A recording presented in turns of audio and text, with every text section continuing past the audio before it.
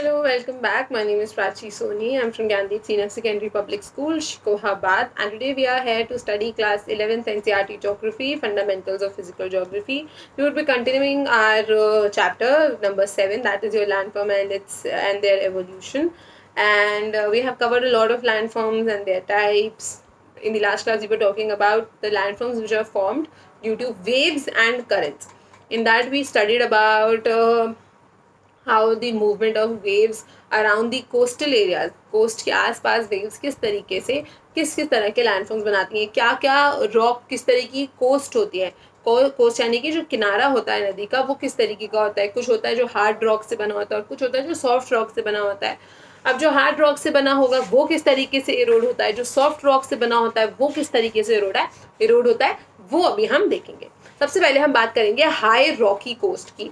High rocky coast यानी कि वो कोस्ट जो कि जिनका हाई रॉकी है. हाई रॉकी यानी कि ऊपर ऊपर की तरफ हाई ऊंची होती है. बड़े बड़े रॉक्स, सेडिमेंट्री नहीं, मिट्टी की नहीं बनी है, ये पत्थर की बनी होती है. High rocky coast. Along the high rocky coast, the rivers appear to have been drowned with highly irregular coastline. तो जो हाई रॉकी कोस्ट होती हैं वहाँ पे जो रिवर्स हैं वो डूब जाती हैं, यानी कि रिवर्स आपकी पानी में मिल जाती हैं. इरेगुलर कोस्ट लाइन यानी कि जो कोस्ट लाइन होती है वो रेगुलर नहीं होती है. रेगुलर का मतलब ऐसे सीधी नहीं होती है, कहीं से भी ऐसे ऐसे टेढ़ी मेढ़ी करके रिवर नीचे गिर जाती है.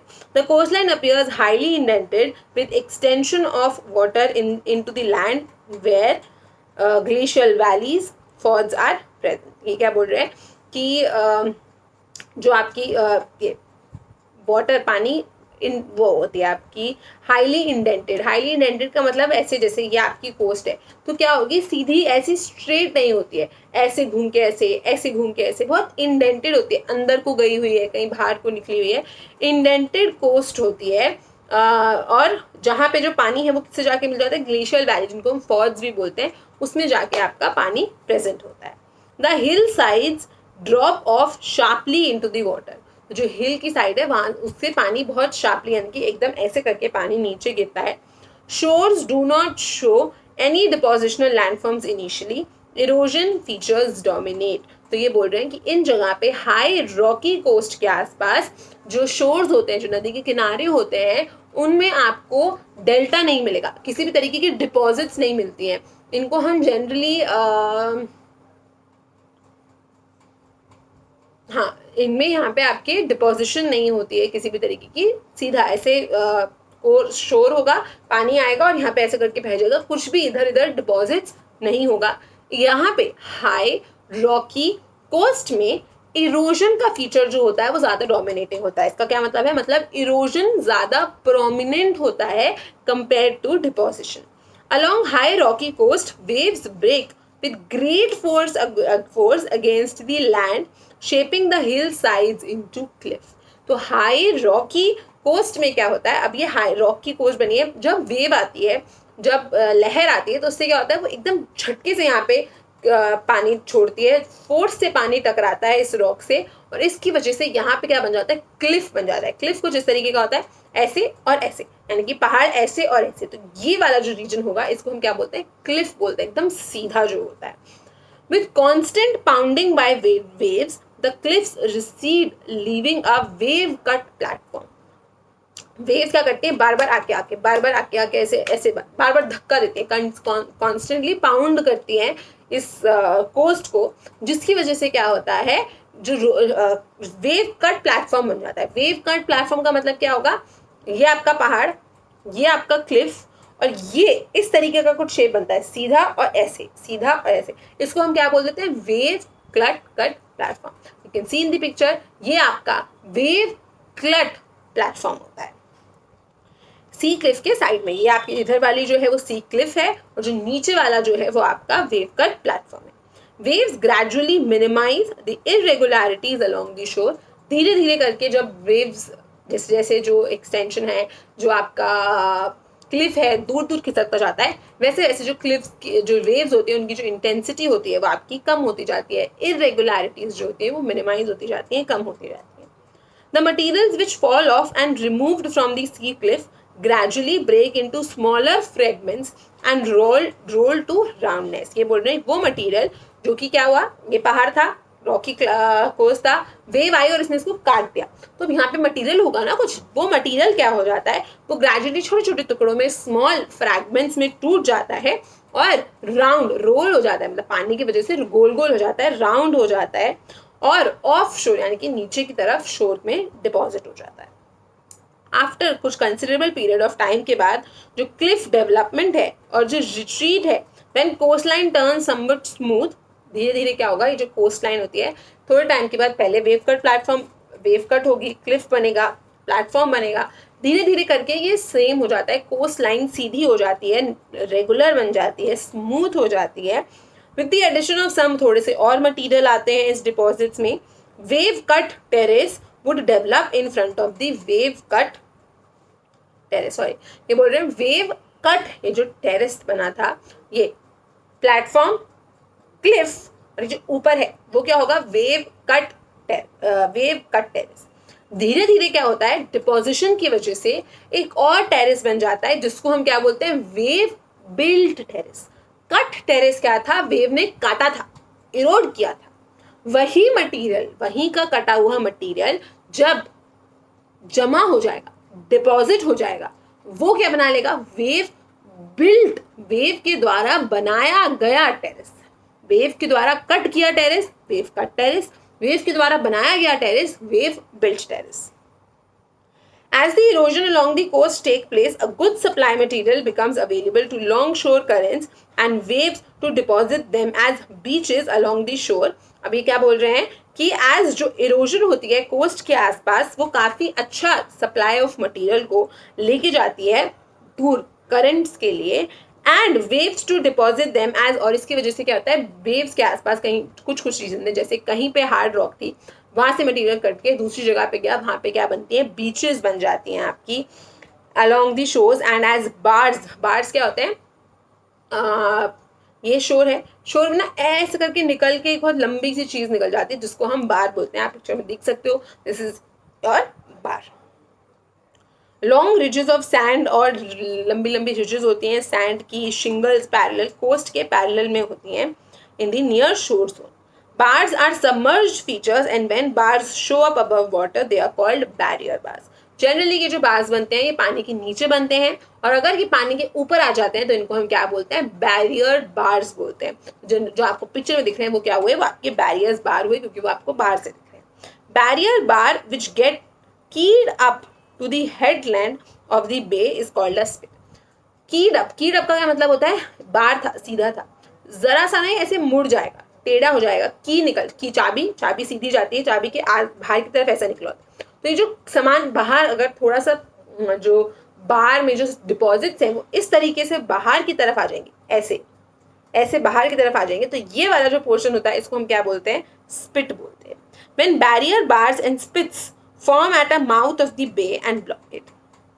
क्या हुआ, बार्स और स्पिट, बार्स और स्पिट जब ये एकदम बंद हो जाता है तो इसके बाद क्या होगा, ये शोर था, ये बार्स निकली, ये स्पिट्स निकली, सब बंद हो गया, बीच में क्या रह गया, अरे पानी तो यहीं फंस गया. इसको हम बोलते हैं लगून लेक्स. इनको हम क्या बोलते हैं, लगून लेक्स. कुछ इस तरीके की आपकी लगून लेक्स दिखती हैं, लगून फॉर्म्स होती हैं. The lagoons would gradually get filled up by sediments to form a land giving rise to coastal. धीरे धीरे करके ये जो लगून लेक बनी है यहाँ पे डिपॉजिट्स, सेडिमेंट्स इकट्ठे होते जाते हैं और प्लेन का जो एरिया है वो बढ़ जाता है, यानी कि यहाँ पे कोस्टल प्लेन्स डेवलप हो जाते हैं. धीरे धीरे करके यहाँ पे मिट्टी डिपॉजिट हो जाएगी, लैंड बन जाएगा, सॉलिड हो जाएगा और कोस्टल प्लेन्स का एरिया बढ़ जाएगा आपका. ये bars, barriers, reefs, cliffs, tariffs, इनके बारे में हम दोबारा से आगे पढ़ेंगे. ब्रीफ इंट्रोडक्शन है जो कि आपको यहाँ पे भी समझ आना चाहिए. लो सेडिमेंट्री कोस्ट. अभी ये क्या है, लो सेडिमेंट्री. एक तो हाइट कम है, सेडिमेंट्री यानी कि बहुत सारी छोटी छोटी पत्थर की लेयर से मिलके बनी होंगी, और coast, low sedimentary coast. Along low sedimentary coast, the rivers appear to extend their length by building coastal plains and deltas. ये बोल रहे हैं लो सेडिमेंट्री कोस्ट के पास जो रिवर्स होती हैं वो अपनी लेंथ बढ़ाती हैं, यहाँ पे डेल्टास बनते हैं. हाई रॉकी कोस्ट में डेल्टास नहीं बनते हैं, लो सेडिमेंट्री कोस्ट में आपके डेल्टास फॉर्म होते हैं. प्लेन्स बनते हैं, डेल्टास बनते हैं। अगर आपको पता है तो आप इंडिया का सर्दर्न पार्ट इमेजिन करो, तो इंडिया का जो वेस्टर्न पार्ट है, ये मुंबई, महाराष्ट्र, कर्नाटका, केरला वाला, यहाँ पे हाई रॉक की है, यानी कि जो वेस्टर्न घाट्स है वो काफ़ी ऊंची ऊंची हैं, सॉलिड रॉक की बनी हुई हैं। यहाँ पे हमको डेल्टास नहीं मिलते हैं, यहाँ पे हमको क्लिफ्स मिलते हैं। बीचेस आप देखोगे यहाँ पे काफ़ी सारा बीचेस होती हैं। बीचेस के अलावा यहाँ वेम्बनाड लेक है केरला में, वो आपकी लगून लेक है। मुंबई का जो है, मुंबई भी एक कट आउट आपका ये जो हमने पढ़ा था इंडेंटेड है काफ़ी। तो इस तरीके से जो वेस्टर्न घाट्स हैं, जो वेस्टर्न साइड है हमारे इंडिया का, वो काफ़ी ज़्यादा इंडेंटेड है, वहाँ पे हाई रॉकी कोस्ट है। और जो ईस्टर्न घाट्स हैं आपकी, वो लो रॉकी कोस्ट हैं। यहाँ पे जनरली गोदावरी, कृष्णा, कावेरी, इन सब का डेल्टा बनता है, महानदी का डेल्टा बनता है। प्लेन्स हैं यहाँ पे, काफ़ी बड़े बड़े कोस्टल प्लेन्स हैं। द कोस्ट लाइन अपीयर्स, जो कोस्ट की लाइन होती है, और कोस्ट लाइन जो होती है काफ़ी स्मूथ होती है, सीधी होती है, ज़्यादा ऐसे टूटी फूटी नहीं होती है। कहीं कहीं ओकेजनली अंदर की तरफ मूवमेंट होता है। Water in the form of lagoon और टाइडल क्रीक्स। टाइडल क्रीक्स क्या होते हैं? पानी ये इस तरीके का, ठीक है, यहाँ पे भी लैंड है और यहाँ पे भी लैंड है, इसके बीच में पानी पानी होगा, तो इनको हम क्या बोल देते हैं? टाइडल क्रीक्स बोल देते हैं। क्रीक, टाइडल क्रीक्स क्यों बोल रहे हैं? क्रीक मतलब हो गया एक तरीके की लंबी से अंदर को जा रही है। टाइडल क्यों? जब टाइड्स आती है तभी पानी ऊपर आएगा, नीचे जाएगा। अब टाइड्स क्या होती है? वेव्स और टाइड्स हम आगे पढ़ेंगे तब आपको समझ में आएगा टाइड्स क्या होती हैं। जनरली मैंने बता रखा है पहले टाइड्स क्या होती हैं। सूरज और चंद्रमा की मूवमेंट से जब पानी की मूवमेंट इफेक्ट होती है, उसको हम टाइड्स बोलते हैं। The land slopes gently into the water. जो लैंड है वो आराम से जेंटली, यानी कि एकदम से झटके से गिर रहा था, उधर तो वर्टिकली सीधा गिर रहा था, यहाँ पे बहुत स्मूथली ओशन के साथ जाके मिलता है। स्वैम्स में भी, स्वैम्स, मार्शेस, जो आपका सुंदरबन का डेल्टा है, यहाँ पे काफ़ी दलदली इलाका, स्वैम्स और मार्शेस फॉर्म होती हैं। हाई रॉकी कोस्ट में किस तरीके की क्या होती थी? इरोजन होती थी। लो सेडिमेंट्री कोस्ट में क्या होती है? आपकी डिपोजिशन डोमिनेटिंग होती है, ज़्यादातर क्या होती है? डिपोजिशन होती है। When waves break over a gently sloping sedimentary cast, अगर एक बहुत sloping सा gentle सा sedimentary cast होता है, इसके ऊपर से wave जाती है, the bottom sediments get churned and moved readily। जो नीचे के जो sediments होते हैं churned जाते हैं, टूट फूट जाते हैं और move करने लगते हैं, और बार्स बनाते हैं, बैरियर बार्स बनाते हैं, स्प्लिट्स बनाते हैं और लगून्स बनाते हैं, यानी कि यहाँ पे भी फॉर्मेशन होता है। Lagoons will eventually turn into swamp. धीरे धीरे क्या होगा? लगून स्वैम्प, दलदली इलाके बन जाएंगे, क्योंकि कंटिन्यूसली पानी आ रहा है आ रहा है आ रहा है, विच वुड सब्सिक्वेंटली टर्न, और जो आगे जाके आपका कोस्टल प्लेन बन जाएगा। ये जो डिपोजिशनल फीचर्स हैं, इनको मेंटेन करना, these depositional features depend upon the steady supply of material. कोई भी चीज़ आपको डिपॉजिट करनी है, आपको मिट्टी का एक पहाड़ बनाना है, तो मिट्टी का पहाड़ कब बनेगा? जब आपके पास मिट्टी होगी। सिमिलरली ये जो बैरियर बार्स हैं, जो स्पिट्स हैं, जो लगून लेक्स हैं, इनके लिए सेडिमेंट्स चाहिए होते हैं, मटेरियल चाहिए होता है, और वो कंटिन्यूसली मिलते रहना चाहिए। वो कंटिन्यूसली कैसे मिलता है? नदियों से। रिवर्स आती जाती हैं, डिपोजिशन अपने साथ लाती जाती हैं, और इन सब चीज़ों को सप्लाई मिलती रहती है। Storm and tsunami waves cause drastic changes. Tsunami waves आ जाती हैं तो काफ़ी ज़्यादा चेंजेस होते हैं, सेडिमेंट्स वगैरह ना भी हों उसकी वजह से भी काफ़ी ज़्यादा इफेक्ट पड़ता है। Large reverse which bring lots of sediments build deltas. बड़ी बड़ी नदियाँ जो अपने साथ काफ़ी सारा सेडिमेंट्स लेके आती हैं, वो डेल्टास फॉर्म करती हैं लो सेडिमेंट्री कोस्ट के around. The west coast of our country is a high rocky retreating coast. मैंने पहले ही बताया आपको, जो वेस्ट कोस्ट है वो हाई रॉकी रिट्रीटिंग कोस्ट है। Erosional forms dominate. इरोजन आपकी ज़्यादा होती है वेस्ट कोस्ट में। जो ईस्ट कोस्ट है वो लो सेडिमेंट्री कोस्ट है, और यहाँ पे आपकी डिपोजिशनल ज़्यादा होती है आपकी ईस्ट कोस्ट में। Next is your erosional landforms. Erosional landforms हैं आपके क्लिफ्स, टेरेसेस, केव्स और स्टैक्स। समझते हैं। Wave cut cliffs. Wave cut cliffs यानी कि ये पहाड़ था इस तरीके का, आप मान लो पहाड़ था, ऐसे मान लो, ठीक है। आप इस तरीके से देखो, ये आपका पहाड़ की इस साइड है, पूरा पहाड़ है ये इस तरीके का, ठीक है, हाई रॉकी पहाड़ है। यहाँ से अब वेव आएगी तो वेव क्या करती है? थोड़ा पहाड़ ऐसे बनाते हैं, ठीक है, पहाड़ इस तरीके से, ये पहाड़ है आपका। वेव आई, वेव आके क्या कर देगी? यहाँ पे धक्का, फोर्स देती है, तो जो ये इस तरीके का पहाड़ था ये इस तरीके का हो जाता है।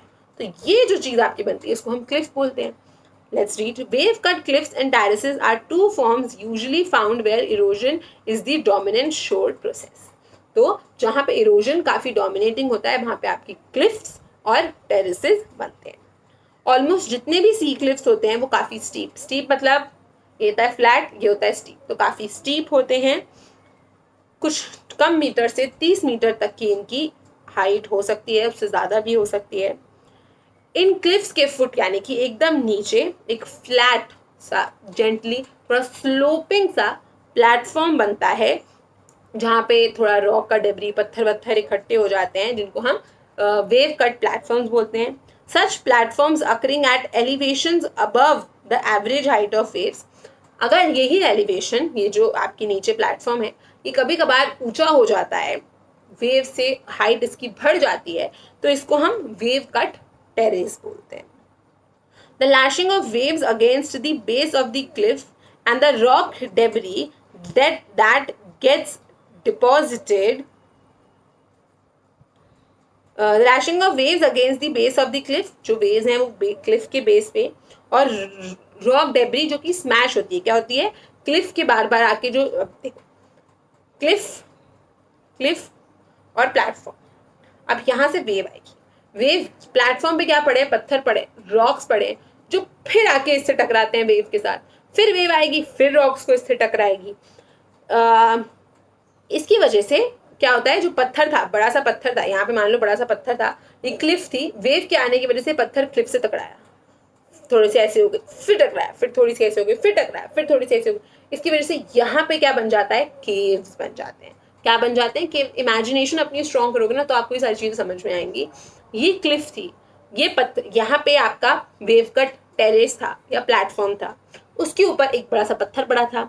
उस बड़े से पत्थर पे जब वेव का प्रहार पड़ा, जब वेव आई, तो वो पत्थर घूमते घूमते यहाँ पे जाके टकराया, थोड़ा सा इसने छेद कर दिया, फिर पीछे आ गया, वेव वापस गई, तो फिर वेव आई, फिर जाके टकराया, फिर थोड़ा सा छेद कर दिया, फिर पीछे आ गया, फिर टकराया, फिर छेद कर दिया, फिर पीछे, फिर टकराया। इसकी वजह से धीरे धीरे धीरे धीरे धीरे धीरे करके यहाँ पे जो मिट्टी है, जो कट प्लेटफॉर्म है, वो पूरा रेड हो जाता है और केव बन जाता है, हॉलो गड्ढे बन जाते हैं, और जिनको हम क्या बोलते हैं, सी केव्स बोल देते हैं। कुछ इस तरीके की आपकी सी केव्स दिखती हैं, बहुत ज़्यादा गहरी नहीं होती हैं, बट होती। The roofs of caves collapse and the sea cliffs recede further inland. तो जो roofs हैं, कभी कभार क्या होता है, ये जो केव गुफा बन गई ना, ये गिर जाती हैं, कोलैप्स हो जाएंगी नीचे, और सी क्लिफ जो होते हैं वो और अंदर की तरफ इनलैंड हो जाते हैं। Retreat of the cliff may leave some remnants of rocks standing isolated as small islands just off the shore. इसकी वजह से क्या होता है, कभी कभी जब वेव पीछे जाती है, यहाँ पे जो पत्थर इसको बार बार जाकर टकरा रहा था, वो क्या हुआ, वेव के पीछे जाने की वजह से, जब वेव पीछे मूव करी तो वो वेव के साथ साथ चल दिया, और जब वो साथ साथ चल दिया तो वो कहीं जाके डिपॉजिट हो गया। वहां पे आपका एक इकलौता पत्थर अगर कहीं टिका रह जाता है तो वो क्या बना देता है, आइलैंड बन जाता है। अब वही आइलैंड, ये पत्थर पानी सारी तरफ यहाँ इकट्ठा हो गया, वही पानी बार बार आके इसको धक्का मार रहा है, कभी यहाँ से धक्का मार रहा है, कभी यहाँ से धक्का मार रहा है, कभी यहाँ से धक्का मार रहा है, तो पत्थर ऐसा ना हो कि ऐसा हो गया, धक्का खा खा के बेचारा, इसको हम बोल देते हैं सी स्टैक्स। सच रेजिस्टेंस जो मास ऑफ रॉक्स होते हैं, जनरली क्लिफ और हिल का पार्ट होते हैं, ये इनको हम सी स्टैक्स बोलते हैं। लाइक ऑल अदर फीचर्स, बाकी जितने भी फीचर्स हमने पढ़े, जो सी स्टैक्स होते हैं, ये भी टेम्पररी होते हैं, और इवेंचुअली वेव के आने की वजह से ये भी खत्म हो जाते हैं कुछ समय के बाद, इरोजन के बाद। And with onrush of deposits from over the land behind may get covered up by alluvium, धीरे धीरे करके यहाँ पे एलुवियम डिपॉजिट्स हो जाता है, और सैंड, वाइड बड़ी बड़ी बीचेस फॉर्म हो जाते हैं। क्लिफ, प्लेटफॉर्म, यहाँ पे बीचेस फॉर्म हो जाती हैं आपकी। Next is your depositional landforms, beaches and ड्यूब्स। हमने देखी हैं, हम सबने बीचेस गए नहीं हैं, तो पिक्चर्स वगैरह में, फोटोज में, मूवीज में, we all have seen how beaches look. Deposition है यानी कि अब पहले चीज़ें खराब हो रही थी, अब चीज़ें बनेंगी, फॉर्म होगी। Beaches are characteristics of shore line, characteristic यानी कि एक बहुत ही जनरली आपको जहाँ भी नदी का किनारा दिखेगा वहाँ आपको छोटी मोटी बीच, बहुत ज़्यादा बड़ी नहीं तो छोटी मोटी बीच तो मिल ही जाती है। यहाँ पे डिपोजिशन की वजह से ये बीच बनती है, but may occur as patches along even the rugged shores, यानी कि वो शोर्स जो थोड़े थोड़े टेढ़े मेढ़े हैं, टूटे फूटे हैं, वहाँ पे भी आपको बहुत लंबी नहीं तो छोटी छोटी बीचेस तो हर जगह आपको मिल ही जाती है। Most of the sediments making up the beaches comes from land carried by the streams and rivers to form wave erosion. ये क्या बोल रहे हैं? मोस्ट ऑफ द जो सेडिमेंट्स हैं मेकिंग अप द बीचेस, जिनसे बीचेस बनती हैं, वो आपकी नदी के साथ, रिवर के साथ बहकर आते हैं, या फिर वेव के इरोजन की वजह से। यहाँ पे जो वेव आई थी तो उसने जो यहाँ पे पहाड़ था उसको तोड़ा, तो उसका मटेरियल यहीं पे डिपॉजिट हो जाता है, जिसकी वजह से आपकी बीच बन जाती है। तो या तो जो नदी बहती हुई आ रही थी वो आके यहाँ पे डिपॉजिट कर देती है, या फिर जो बीचेस होती हैं आपकी इनमें जो वेव होती है, वेव के इरोजन की वजह से यहाँ पे जो क्लिफ्स उसने सामान उठाया था वही यहीं पे डिपॉजिट हो जाता है, जो कि आपका वेव इरोजन की वजह से भी बीचेस फॉर्म होती हैं। बीचेस जो होती हैं काफ़ी टेम्पररी फीचर्स हैं, यानी कि कभी हैं कभी नहीं है। काफ़ी ज़्यादा अगर पानी का फ्लो ज़्यादा हो जाता है तो बीच पानी के अंदर चली जाती है, कम हो जाता है तो बाहर आ जाती है। जो सैंडी बीच जो आपको परमानेंट लगती है उसकी हाइट हमेशा कम ज़्यादा होती रहती है पेबल्स की वजह से। इन सम अदर सीजन, कुछ सीजन में जहाँ पे पानी का फ्लो ज़्यादा होगा, सी की जो लेवल होगा वो ऊंचा होगा, तो वो आपको बीचेस के जो एरिया है वो कम हो जाएगा। मोस्ट जो बीचेस होती हैं वो सैंड साइज मटेरियल जिसको आप रेतीला वैसे मटेरियल की बनी होती हैं। Beaches called shingle beaches contains excessively small pebbles and even cobbles. तो जो आपके एक तरीके की एक टाइप ऑफ बीच है जिसको हम शिंगल बीचेस बोलते हैं। ये कैसी बीच होती है? यहाँ पे आपको छोटे छोटे एकदम पेबल्स, बहुत छोटे छोटे से पत्थर मिलते हैं, सैंड नहीं मिलती है, इसलिए हमको क्या बोलते थे? शिंगल बीचेस बोलते हैं। जस्ट बिहाइंड द बीच, आपने देखा होगा कि ये बीच है, ये आपकी बीच है, और बीच के ही पीछे इस तरफ, ये बीच है पूरी, इस तरफ ना थोड़े ऐसे ऐसे करके ड्यून्स फॉर्म हो जाते हैं, सैंड के ही होते हैं, इनको हम ड्यून्स बोल देते हैं। तो बीच के जस्ट पीछे थोड़ी सी जो सैंड है वो लिफ्ट हो जाती है, ऊपर हो जाती है, विनोड थोड़ी सी ऊंची हो जाती है, इनको हम सैंड ड्यून्स बोल देते हैं। सैंड ड्यून्स लॉन्ग लंबी लंबी रिजेस जैसे पहाड़ जैसे लगते हैं, और ये कोस्ट लाइन के पैरेलल, यानी कि अगर ये कोस्ट लाइन है तो यहाँ पे आपकी सैंड ड्यून्स होंगी और यहाँ पे आपकी बीचेस होंगी। Sand dunes forming long ridges जो कोस्ट लाइन से पैरेलल होती है, और ये आपकी लो सेडिमेंट्री कोस्ट पे काफी कॉमन होती है। आप देख सकते हो beaches, then your sand dune, and then comes your coast line.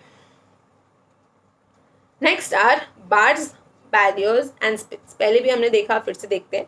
A ridge of sand and shingle formed in the sea in the offshore zone, यानी कि offshore से अलग जाके एक बार बन जाता है from the position of low tide water line to seaward line, यानी कि कोस्ट लाइन से इस तरीके से towards the sea आपका अगर बन जाता है parallel to the coast is called offshore bar। Generally क्या होता है, ये आपका सी, ये कोस्ट लाइन है, कोस्ट लाइन के इस तरफ यहीं पे आपकी बार फॉर्म हो जाती है। क्या फॉर्म हो जाती है? वही मटेरियल है जो वहां जाके डिपॉजिट हो जाता है, तो यहाँ पे किस चीज की फॉर्मेशन हो जाती है? बार फॉर्म हो जाते हैं, जिनको हम क्या बोलते हैं? ऑफ शोर बार। ऑफ शोर बार क्यों? शोर से दूर है, पैरेलल है पर दूर है, इसलिए हम इसको ऑफ शोर बार बोलते हैं। An offshore bar which is exposed due to further addition of sand is termed as barrier bar. Offshore bar क्या था? पानी के नीचे था, धीरे धीरे जब उसमें सैंड की डिपॉजिट और इकट्ठी होती रहती है, उसकी हाइट बढ़ जाती है और वो आपको सी में ऊपर से दिखने लगता है, जिसकी वजह इसका नाम क्या पड़ जाता है? बैरियर बार। क्या नाम? बैरियर, रोक लगा रहा है ना, इसलिए इसका नाम क्या पड़ जाता है? बैरियर बार पड़ जाता है। द ऑफशोर बार्स और जो बैरियर्स हैं ये आपको form across the mouth of the river और at the entrance of the bay. तो जनरली ये कहाँ मिलते हैं? बे क्या होता है? बे होती है आपकी बे ऑफ बंगाल, देखा है? तो बे ऑफ हडसन है, बहुत सारे बेज हैं आपके। तो बे क्या होती है?